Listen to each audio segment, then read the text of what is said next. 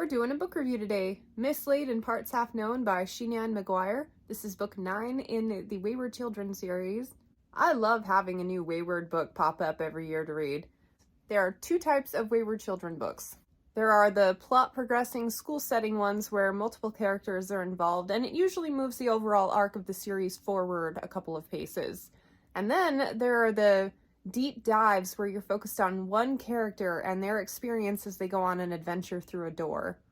The deep dive ones always end up being my favorites. The way she formats them, where at the very beginning you get usually a heartbreaking story with these incredible kids and you form such a deep connection to them, and then you get to see how they change by the end of the book, and what's more, the adventure through a door where you get a deep dive exploration of a new world. I love those. With that in mind, the fact that this one has freaking dinosaurs on the cover, I was so excited. I was really hoping this was going to be a deep dive book, but alas, there really weren't even dinosaurs in this book. This was one of the plot progressing multiple character ones, and they just kind of skimmed over the dinosaur thing. No dinosaurs were actually on screen. Now, I know that she's probably setting up for a future deep dive into this world, and this is more like a marketing thing. But still, I'm a little disappointed. So this one wasn't dinosaur fantastic, but it was still an enjoyable read. It actually dealt more with the fallout from the previous book and kind of tied up some loose ends there, which I hadn't expected to get back to that character or that location anytime soon. So it was kind of nice having that continuity. And we really did move some key players forward in a very meaningful way in this one. But here's the thing, these are like little snack novellas that we get once a year. Why do I keep coming back to them with such excitement? There's like a glimmer of an overarching plot in the series of what's going on with these magical doors. And I mean, we've only had just like little hints here and there. It's not a strong through line in the story so far, but just wanting to know more about that is what keeps me coming back to the series. I'm so interested. And it seems like every third book or so is a slam dunk for me. In an Absent Dream, probably my favorite of the series, and then I absolutely loved Lost in the Moment and Found.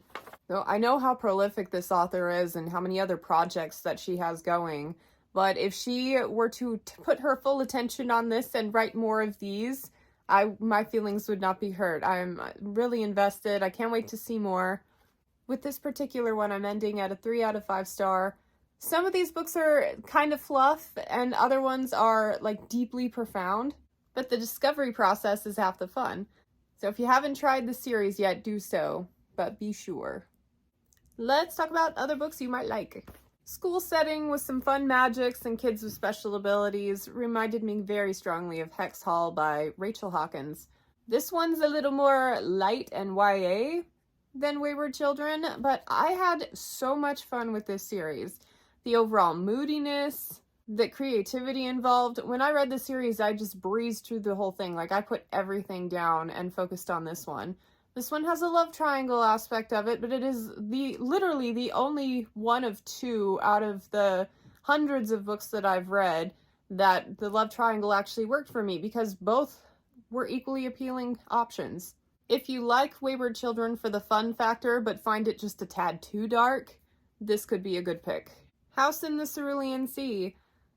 Kids with deeply profound stories, being taken care of and given a new chance on life, that kind of thing, really sings true with House in the Cerulean Sea by T.J. Klune. This one's POV is from an adult looking in on this school. The first half of this book was about a 3-star read for me. I'm like, this is fun. I can see why people like it, but I'm not totally in it yet. The end half of the book won me over. So good. And if you love the children in this book and the depth of story they have, the conflicts they have, it feels more real, it feels more tangible, it really gets you connected to the story, then I think you'll like the Wayward Children. There are a lot of elements of that as well. This one's written in a totally different tone, really comparable more to Harry Potter type of vibes, but the contents themselves, this really could be like an extended Wayward Children book. The Naturals by Jennifer Lynn Barnes. This is my all-time favorite YA book, and I'm suggesting it because it's like these kids with talents coming from really hard backgrounds, which allowed them to build up these talents because they needed them for survival. They come together in this kind of FBI boarding school or whatever to help solve crime.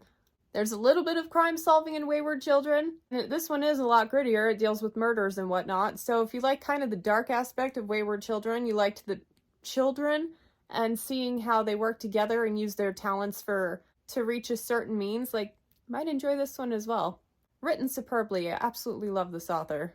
And if you don't recognize her, most people have heard of the Inheritance games now, but y'all should go back and like read where it all started.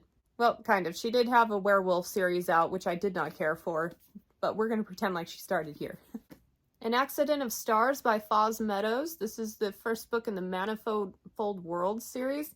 There are only 2 books out. I don't believe there's any plans for a 3rd one anytime soon. But it's a portal fantasy, and it could be, like I said, an extended version of a Wayward Children book. So take one world out of that series and expand on it for a full-length novel, and you kind of get the similar vibes. I really enjoyed this one, because I will say with those novellas, some of the books she's able to make you feel like you got a really good exploration of these worlds, but for the most part, I could have spent more time in each one of them. So that is why this one is so much fun. And Howl's Moving Castle by Diana Wynne Jones. This is a bind-up.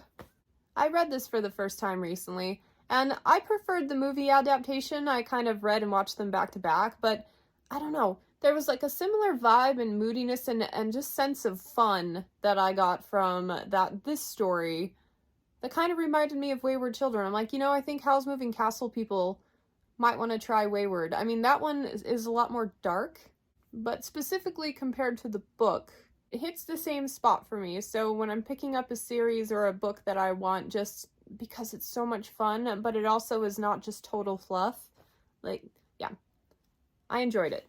So there you have it. Let me know if you've tried the Wayward Children series, which one you enjoyed the most. I want to take a minute to thank my patrons. Thank you so much for all of your time and encouragement and participation and overall helping me keep things running and helping keep things fun. Thanks so much for watching. Subscribe if you haven't already, and I will catch you on the next one. Bye.